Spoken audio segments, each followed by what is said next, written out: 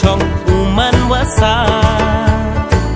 uman thao sa uman thao chong yo bru hasla ki blai na drong nay tết chặt biển hoa hiết yada wasen makroya unya wasa hadrong ki hukum ki adong ublai wa man bucai wa man duhai hoi ipun jet hoi ipun pra ile thao sang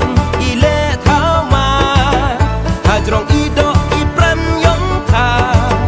ka bay rum au ka bay wasa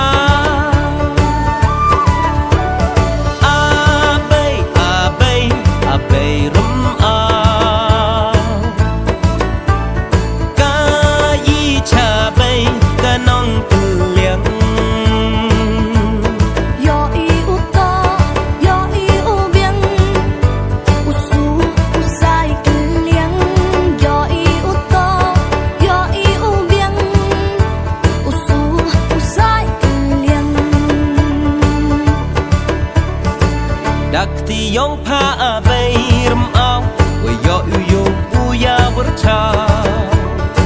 thao chong ki blai ki wa kan tang man kan ja wa man i sang thay te tor u lai u tia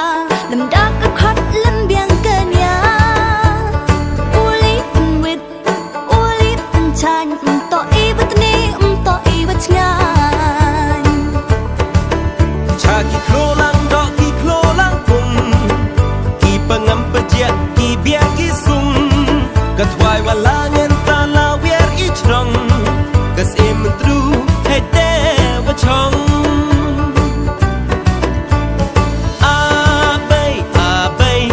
bay rum a ka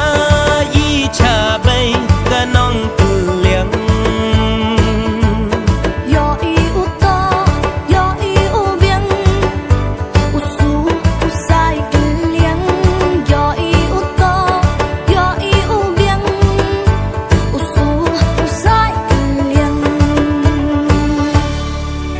aman dekat ni dekat kisco da beris nhau deli entor chei thao ki blai uli tam ti wa chun pernoi wa liar ti em pek pek wa do wa dam wa klap tama he pertut inam kas em tru kas em tha i pertut ki blai don hi usa nhau tang ngom ye de iki udat nhau liar wa dap nu i silat ile cha blai ha do kat ni wa cha pi